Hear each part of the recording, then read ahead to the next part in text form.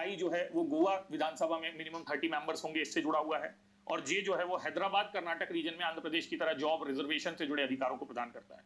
तो यदि 371 के अंतर्गत देखें तो 371 ए, बी, सी, उसके बाद एफ, जी, एच, ए, बी, सी और एफ, जी, एच, ये नॉर्थ ईस्ट के विशेषाधिकारों को सुनिश्चित करते नजर आते हैं और इन्हें ही आप संवैधानिक प्रयासों के अंतर्गत देखेंगे। रही वैधानिक प्रयासों की बात, तो उत्तर पूर्वी क्षेत्रों में आप ये देखेंगे आफ्स्पा को लागू किया जाना, ये एक वैधानिक निर्णय था। नागालैंड से लेकर बाकी राज्यों तक फिर हटाया जाना, हमने चर्चा की। उत्तर पूर्वी राज्यों में prevention of unlawful activity act 1967 के तहत लगभग 14 संगठनों को बैन किया गया है, ये इसके अंतर्गत आएगा। उत्तर पूर्वी राज्यों में विकास के लिए panchayat extension in scheduled areas, अनुसूचित क्षेत्र जो 5वीं 6वीं अनुसूची के हैं, वहां पर पंचायती राज को 5वीं अनुसूची में एक्सटेंड करने के लिए यहां पर ट्राइबल एरियाज में तो पीसा कानून, panchayat extension in scheduled area कानून को लाया गया है।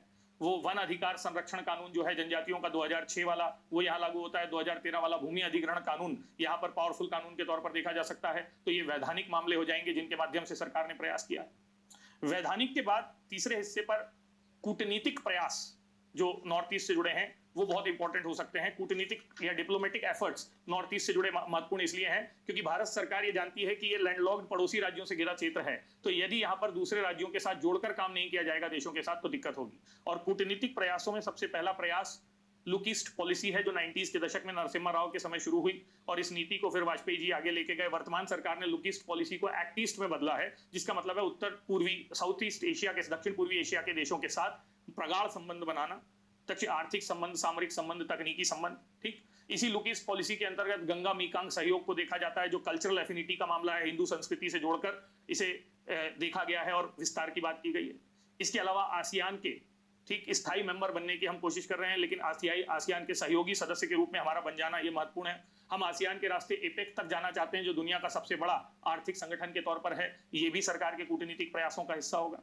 सरकार के कूटनीतिक प्रयासों में ट्रांस एशियन रेल मार्ग है जो मणिपुर से होकर, बर्मा से होकर ठीक साउथ ईस्ट एशिया तक बिछाने की बात है। ट्रांस एशियन हाईवे है जो यहाँ से प्रस्तावित है। इसके अलावा यहाँ पर oil and natural gas pipelines की जो अनुमति दी गई है, बर्मा में और बांग्लादेश में भारी मात्रा में ऑयल एंड नेचुरल गैस मिलता है, तो यहाँ पर पाइपलाइन डिप्लोमेसी के तहत सरकार द्वारा काम किया जा रहा है, भारी निवेश किया जा रहा है पाइपलाइंस के निर्माण पर, तो ये यहाँ पर एक महत्वपूर्ण हिस्सा हो सकता है। लेकिन सबसे बड़ा संकट जो नॉर्थ ईस्ट से जुड़ा हुआ हमारे पास था वो पहुंच का संकट था, और पहुंच के संकट के लिए हमने कई स्तरों पर काम किया है और यहाँ पर दो चीजें बहुत इंपॉर्टेंट है। एक है Kaladan multi modal transit facility, Kaladan multi mode transit facility, ये पूरा शब्द याद रखिएगा, ये अलग से प्रश्न बन सकता है। अब यहां स्थिति क्या है ये समझने की कोशिश कीजिए। ये हमारे जो नॉर्थ ईस्टर्न स्टेट्स हैं, ठीक है, इस ढंग से यहां पर बनाएंगे। ये आपका बांग्लादेश है, ठीक है, और ये आपका म्यांमार का हिस्सा है। तो हमने कहा यहां से आने में तो 22 किलोमीटर की पट्टी है और यहां से हमेशा आना संभव नहीं हो पाता है, ठीक है। तो हमने ये कोशिश की कि क्यों ना ये कलकत्ता है, कलकत्ता से पहले हुगली नदी के सहारे, फिर इंडियन ओशन के सहारे, ये हुगली है, फिर ये इंडियन ओशन है, हम बर्मा के सितवे पोर्ट तक जाएं और फिर इस सितवे पोर्ट से होते हुए ठीक कलादान रिवर के सहारे, कलादान नदी के सहारे हम आगे बढ़ें और आगे बढ़कर फिर एक हाईवे के रास्ते, हाईवे समझ रहे हैं, हम मिजोरम में प्रवेश करें, यानी यहां मिजोरम पहुंच जाए। अब इसे मल्टी मोड क्यों कहा जा रहा है? क्योंकि पहले नदी है, फिर सागर है, फिर बंदरगाह है, फिर नदी है और फिर कलादान नदी जहां से खत्म होती है वहां पर हमने लगभग 129 किलोमीटर का हाईवे बनाया है। तो ये हाईवे जो है वो 129 किलोमीटर का है। ये जो कलादान रिवर में हम ट्रांसपोर्ट करेंगे ये 158 किलोमीटर का है और यहां से होकर जब हम आएंगे, ठीक है, इंडियन ओशन से होकर ये 539 है। इसको टोटल भी यदि हम कर लें तो ये ज्यादा से ज्यादा 600-700 किलोमीटर होता है, जबकि यदि यहां से घूमकर यहां जाना है पहाड़ से होते हुए तो 1500 किलोमीटर है, मतलब आधा रास्ता हो जाएगा। तो व्यापार करना हो, ह्यूमन ट्रांसपोर्ट हो, ये जो कलादान मल्टीमोड ट्रांजिट फैसिलिटी है ये हमारे लिए चमत्कारिक सिद्ध होने वाली है। ये कलकत्ता को सितवे पोर्ट से जोड़ते हुए मिजोरम तक लेकर जाएगी, मिजोरम की राजधानी तक लेकर जाएगी। ये एक फैसिलिटी है जो बहुत प्रभावी मानी जा रही है। इसी प्रकार का दूसरा काम जो हमने किया है, यहां पर ध्यान रखिएगा, फिर यहां पर कलकत्ता है, ठीक है, और कलकत्ता से हमें अगरतला जाना है। अगरतला मतलब ये क्या है? त्रिपुरा है। अब नाम बदल दूंगा, ठीक है, ये वाला हिस्सा भी हटा दो, ये है अगरतला, त्रिपुरा। तो अभी यदि कलकत्ता से त्रिपुरा जाना है तो लगभग 1590 किलोमीटर चलना पड़ता है। आप सोचिए, यहां तो और भी ज्यादा होगा, मैं 1500 बोल रहा था। ठीक, हमने बांग्लादेश के रास्ते एक पैसेज ले लिया है कि हम बांग्लादेश से होते हुए अगरतला तक जाएंगे। तो ये जो कलकत्ता त्रिपुरा हाईवे है या कलकत्ता अगरतला हाईवे है, इसे अकुरा नाम की जगह है बांग्लादेश में, वहां से होकर गुजारा गया है। और ये रास्ता जो है, ये रास्ता 499 किलोमीटर का है। तो एक नॉर्थ ईस्ट तक पहुंचने में हमने अगरतला पहुंचने के लिए काम किया है, फिर यहाँ मिजोरम हमने आइजोल पहुंचने के लिए काम किया है। बाकी नॉर्दर्न जगहों पर जाने के लिए तो ऊपर का रूट भी सफिशिएंट हो सकता है। तो नॉर्थ ईस्ट में सबसे बड़ी दिक्कत पहुंच की थी। तो ये वाला जो हाईवे है 2010 से बांग्लादेश के साथ इस पर काम चल रहा है और इसका नाम है अगरतला अकुरा कलकत्ता हाईवे। अगरतला अकुरा कलकत्ता हाईवे एक ये है, और दूसरा हमने कहा कलादान मल्टीमोड प्रोजेक्ट। तो ये पहुंच वाला जो मामला है, ये डिप्लोमेटिक इसलिए माना जाएगा, डिप्लोमेटिक के अंतर्गत मैं इसको लूंगा, क्योंकि इसके द्वारा हमने विदेशों के दूसरे देशों के साथ समझौता करके ये प्रयास किया है कि हम अपनी पहुंच को नॉर्थ ईस्ट में मजबूत कर सके। हालांकि सितवे पोर्ट तक जब तक हम पहुंचे, चीन यहाँ पर काफी निवेश कर चुका था, वो स्ट्रिंग ऑफ पल्स की जो उसकी नीति है, भारत घेरने की नीति, उसके तहत। तो यहाँ पर बर्मा में चीन का निवेश हमारे लिए चिंता का विषय है और इसीलिए कलादान परियोजना उतनी तेजी से आगे नहीं बढ़ रही है। लेकिन फिर भी हम ग्रेजुअली आगे बढ़ रहे हैं, इसको आप बता सकते हैं। तो ये आपका कूटनीतिक प्रयासों के अंतर्गत होगा। तो हमने संवैधानिक प्रयास बताए, हमने वैधानिक प्रयास बताए, फिर हमने आपके कौन से कूटनीतिक प्रयास बताए, ठीक है। और इसके बाद सरकारी विकासात्मक प्रयास सबसे महत्वपूर्ण है, और डेवलपमेंटल रणनीति जो है वो हमारी सरकार की बहुत महत्वपूर्ण है। तो डेवलपमेंटल रणनीति के तहत क्या क्या किया जा रहा है, ध्यान से समझिएगा। विकासात्मक रणनीति, याद रखो, किसी भी जगह विद्रोह को दूर करने के लिए दो ही रणनीतियां होती हैं, एक होती है डेवलपमेंटल और दूसरी होती है डिफेंस। इसके अलावा जो तीन रणनीति थी उन पर हम चर्चा कर चुके थे। एक चर्चा हमने की है आपकी कूटनीतिक पर, इसके पहले संवैधानिक पर और वैधानिक पर। तो 5 हिस्सों में आप सुधार या प्रयास बताएंगे। डेवलपमेंटल स्ट्रैटेजी के अंतर्गत हमने सबसे पहले नॉर्थ ईस्ट के क्षेत्रों में, ठीक, इंफ्रास्ट्रक्चरल डेवलपमेंट, अधोसंरचना के विकास को केंद्र में लिया। और अधोसंरचना के विकास में हमने सड़कों का निर्माण, रेलवे का निर्माण, हवाई यातायात का निर्माण, ठीक, या फिर विद्युत प्रदाय करने की स्थितियां, संचार तंत्र का निर्माण, इन सब पर सबसे ज्यादा ध्यान दिया। 2008 में नॉर्थ ईस्ट विजन 2020 को लाया गया, नॉर्थ ईस्ट विजन 2020, जिसके तहत इन सारी परियोजनाओं को आगे बढ़ाने की बात की गई, ठीक। 2009 में, फिर से मैं कह रहा हूं, 2008 में नॉर्थ ईस्ट विजन 2020, 2009 में special infrastructural development package, special infrastructure development package. 2010 में तय किया गया कि प्लान्ड एक्सपेंडिचर का 9% नॉर्थ ईस्ट पर खर्च किया जाएगा। प्लान्ड एक्सपेंडिचर का मतलब जो योजनागत व्यय होता है, हालांकि अब तो हमने हटा दिया योजनागत गैर योजनागत, लेकिन ये कहा गया 9% नॉर्थ ईस्ट पर ही खर्च किया जाएगा, ठीक है। इसके आगे चलकर हमने, जो हमारी वर्तमान सरकार है, उसने विकास के लिए नॉर्थ ईस्ट एरिया में 2017 के बाद 2-3 परियोजनाएं शुरू की हैं, ठीक। इसमें हिल एरिया डेवलपमेंट प्रोजेक्ट, पहाड़ी क्षेत्र विकास कार्यक्रम जो 1970s में हुआ था, उसको 2017 में नए तरीके से परिभाषित किया गया है। तो पहाड़ी क्षेत्र विकास योजना 2017 यहां पर आप बताएंगे। इसी प्रकार आकांक्षापूर्ण जिले, एम्बिशियस डिस्ट्रिक्ट जो हैं, 14 जो है आकांक्षापूर्ण जिले की पहचान की गई है नॉर्थ ईस्ट के इलाके में। हमारी स्मार्ट सिटीज में से 8 स्मार्ट सिटीज नॉर्थ ईस्ट में बनाई जा रही हैं। तो स्मार्ट सिटीज की स्थापना को इसके अंतर्गत बताया जा सकता है, ठीक है। इसके अलावा north east industrial development council या उत्तर पूर्व में औद्योगिक विकास के लिए NEIDS, north east industrial development scheme के तहत 2017 से 20 के बीच 3000 करोड़ रुपए यहां औद्योगिकरण पर खर्च किए जाने थे। तो ये एक स्थिति के उसके तौर पर बताया जा सकता है, ठीक है। इसके अलावा उन्होंने कहा कि हमको ना सिर्फ विकास कार्य करना है, बल्कि जनता को इसका एहसास करवाना है, और इसको कहते हैं civic action plan.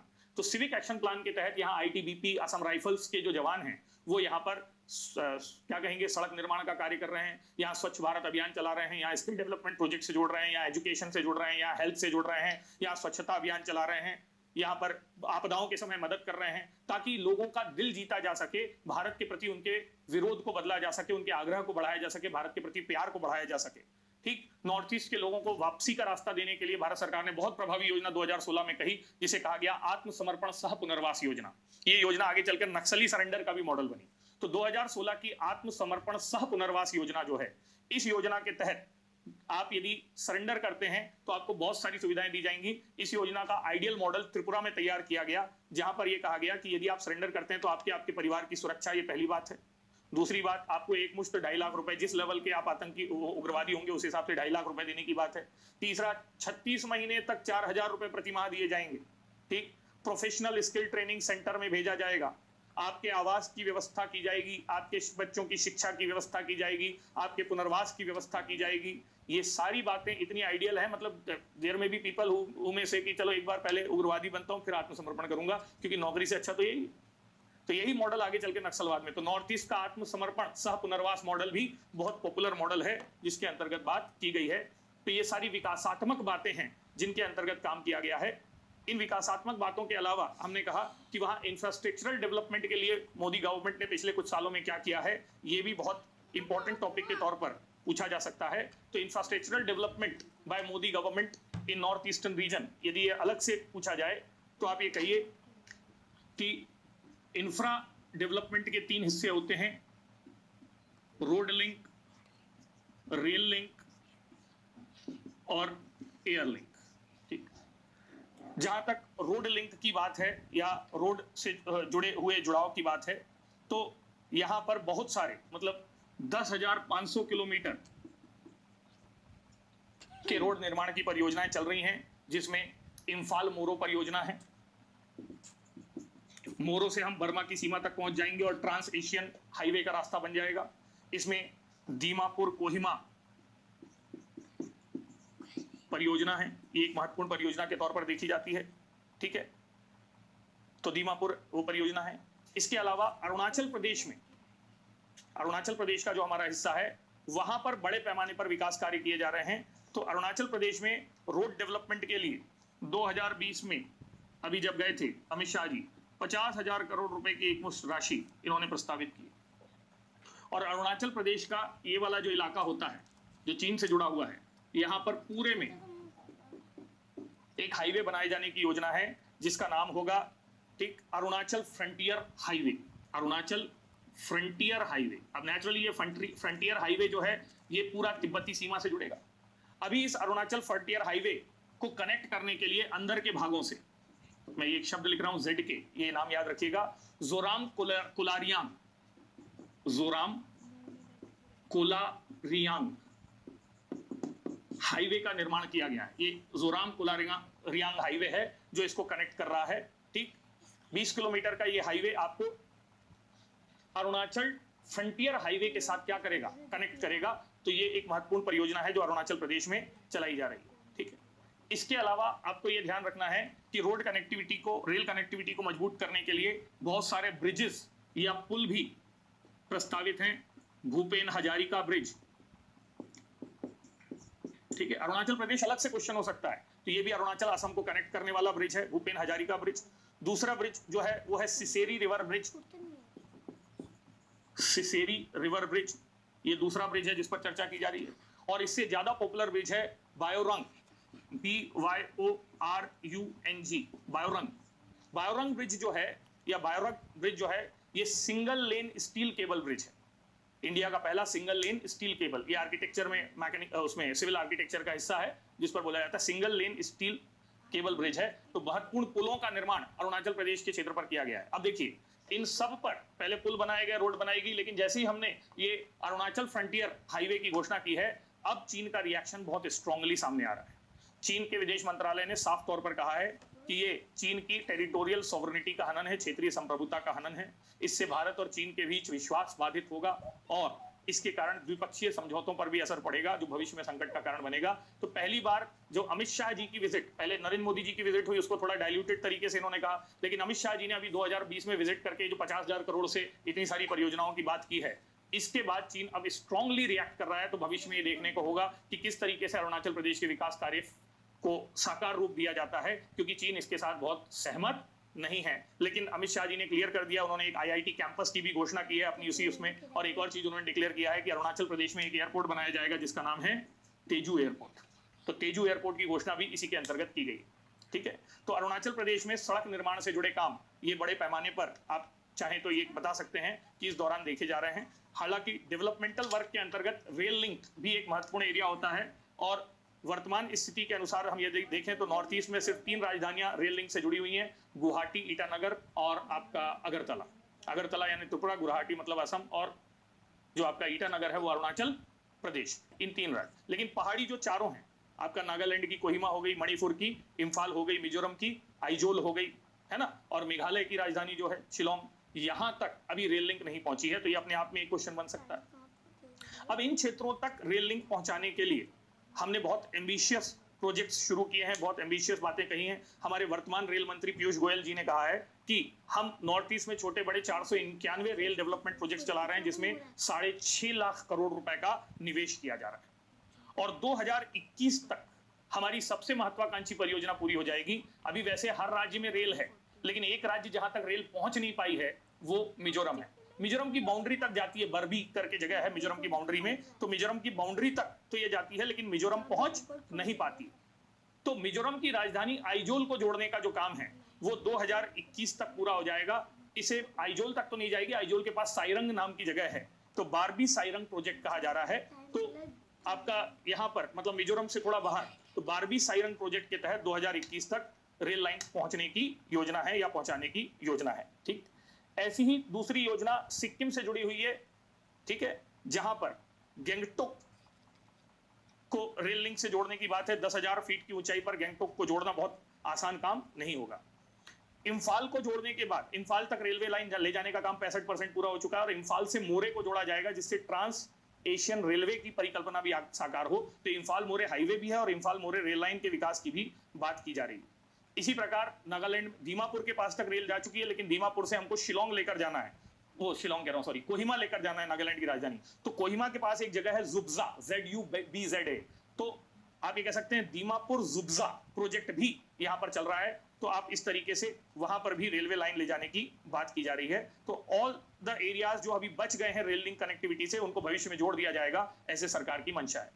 Air connectivity में जैसा हमने कहा कि सबसे बड़ा एयरपोर्ट वहां पर बारदोली, ठीक है ना, लोक जननायक एयरपोर्ट जो है, गुवाहाटी का जो एयरपोर्ट है वो है, उसका 1200 करोड़ रुपए देकर एक्सपेंशन किया जा रहा है। एयरपोर्ट गैंगटोक में बनाया जा रहा है, जो सबसे ऊंचे एयरपोर्ट बना सकता है। कि कौन कौन से विकासात्मक कार्य नॉर्थ ईस्ट के क्षेत्र में किए जा रहे हैं। ठीक है, अब नॉर्थ ईस्ट के अंतर्गत जो प्रयास सरकार के हैं उसमें आखिरी हिस्सा जो सुरक्षात्मक रणनीति का है, और सुरक्षात्मक रणनीति के तहत वो सारी बातें आएंगी। यहाँ सैन्य बलों की तैनाती बढ़ाई जा रही है। अभी असम राइफल और ITBP को मर्ज कर दिया गया है ताकि उसकी स्ट्रेंथ थोड़ी सी बढ़े।